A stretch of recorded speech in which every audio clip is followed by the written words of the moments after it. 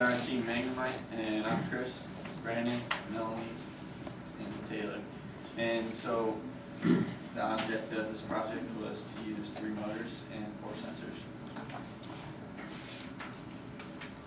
So for our prototype, our original programming would go fetch the ball and then in reverse and turn around and drop the ball.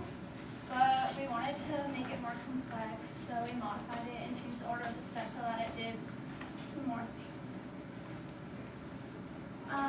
One of our main problems was just figuring out the programming, and Chris will talk more about that. But and then one of the problems we had is that when her name is Shannon, and when she would look for the black line, then she would go to these lines, and she would think that's the line she's supposed to follow, and it would confuse her. So we solved that by putting paper over this, so there was no other colors. And then our other problem is if we started on this side, then she would see these colors, and then she would start to follow those. So we just fixed that by turning it around. And then, yeah, those were our challenges.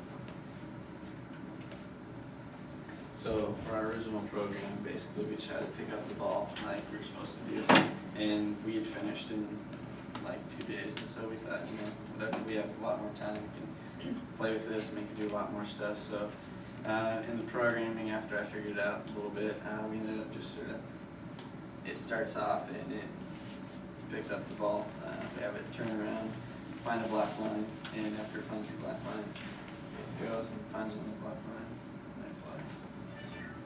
And so after the next black line, it'll go and it'll find a line and it'll go all the way around the track. So that's what we use the loop for, and we put the loop in. It took 15 minutes and it works pretty good. So that's where we got to with that. Alright, so for the sensors, the main sensor we use is light sensor. That's what we use to find the black line. We had a bit of trouble, like you said, with it would find other different colors and start following that. Really didn't need that. The ultrasonic is probably the one we use the least. You don't really notice it in the beginning because it starts right off. Is the ultrasonic sensor senses that there's something out there, so it detects the ball is nearby. And then we use the touch sensor to tell it that the ball is within its little claw reach. And then the sound sensor we use as the command for it to grab the ball and start doing the other commands, start moving around. The motors, we use motor A as a claw motor. We had a problem earlier where motor A was using too much power on it to actually pop the front end off. So we turned the power down and solved that problem. And then motors B and C just command the 2 different wheels. And after putting it all together, and it worked out pretty well, we actually have the 2 separate programs. One's the ball finder, where it'll actually just go grab the ball, and the other is the black line follow command, where it just follows the black line. So we put those 2 programs together and said, okay, this is pretty cool. And we also decided, you know, we had a lot of time on our hands, so we decided, you know, let's throw in some, you know, make it kind of talk in a way, so. Okay.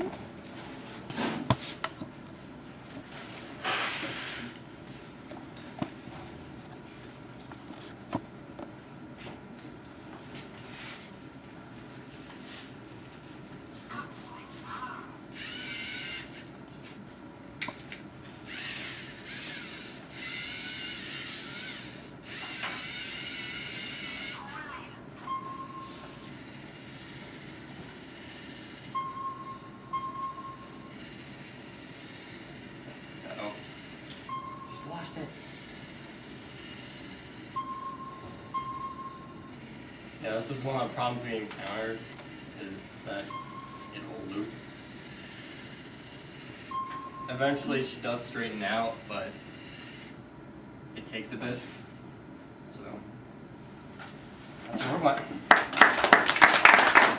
Okay, can you try again?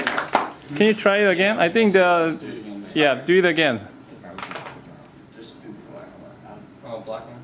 Yeah, just only black line only, yeah. Alright.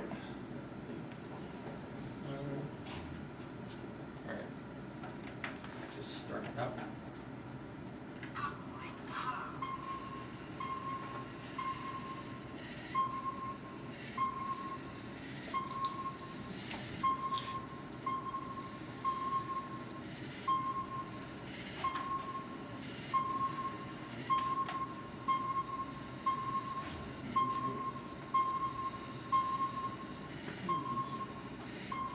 Nice. Yeah, it can do a full loop, but once it finds it and it's straight on, it has no trouble keeping. Okay, yep, thank you. And question? Who came up with the name Shannon? Chris. That. Chris insisted that we call it Shannon. Even though it sounds like a guy's voice and Yeah, I know. it's Shane too. Okay, any other question? Yep, thank you.